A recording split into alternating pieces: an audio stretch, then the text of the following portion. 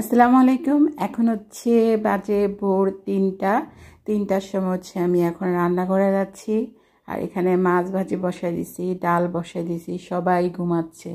মাছগুলো খুব ফুটতেছিল, তাই আমি একটু দূর থেকে ভিডিও করতেছিলাম। তাই ভাবলাম যে ভিডিও করি একটু, তাহলে হচ্ছে এতটাই লাগবে না, খারাপ লাগবে না। আর এখানে আলু সিদ্ধ করে নিচ্ছি হলুদ দিয়ে, এখন এগুলো ভেজে তারপর মাছ দিয়ে রান্না করব। আর আমার ডাল মধ্যে ধনিয়া পাতা দিয়ে দিচ্ছি আমি। এখন শীতের মধ্যে ধনিয়া পাতা কিন্তু খুবই মজা লাগে। আর এখানে হচ্ছে আমি পেঁয়াজ ভেজে নিচ্ছি, কারণ আজকে আমাদের বাসায় রসুন নাই। ডালের মধ্যে একটু রসুন দিলে ভালো লাগে, কিন্তু রসুন ছিল না। তা আমি এখানে মাছ দিয়ে দিছি, ধনিয়া পাতা দিয়ে দিছি। ধনিয়া পাতা খাওয়াটা এক পাহাড়ি আপুর থেকে শিখছি। আগেই খেতাম অল্প, কিন্তু এখন একটু বেশি করে দিয়ে খাই, ভালোই লাগে।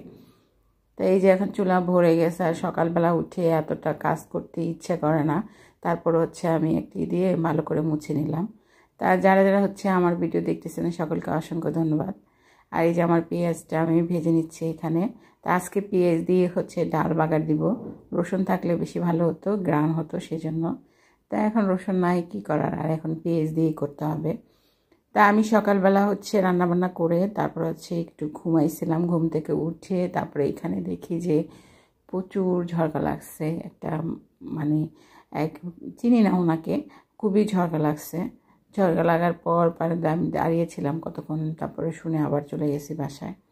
তো এই ফুলটা হচ্ছে আমি প্রতি শীতে আনি, আমার কাছে ভালো লাগে। কার কার এই ফুলটা ভালো লাগে অবশ্যই জানাবেন। আর এই অনেকগুলো কলি আছে মাশাল্লাহ।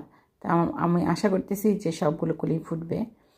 তা এখন হচ্ছে যে হালকা হালকা রোদ, আমাদের বারান্দা আবার রোদ নাই, গাছ লাগালে আবার তেমন হয় না। কিন্তু 2 বছর ভালোই হয়েছিল, কিন্তু এই বছর হয় নাই।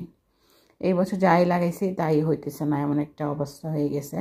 তাই সারাদিন পর হচ্ছে রাতের বেলা আমি গুঁড়া মাছ রান্না করতেছিলাম কারেন্টের চুলায়, কারণ গ্যাস ছিল না আমাদের। ভোরবেলায় গ্যাস থাকে একটু 1 ঘন্টার মতো, পর আর থাকে না। সবাই ভালো থাকবেন।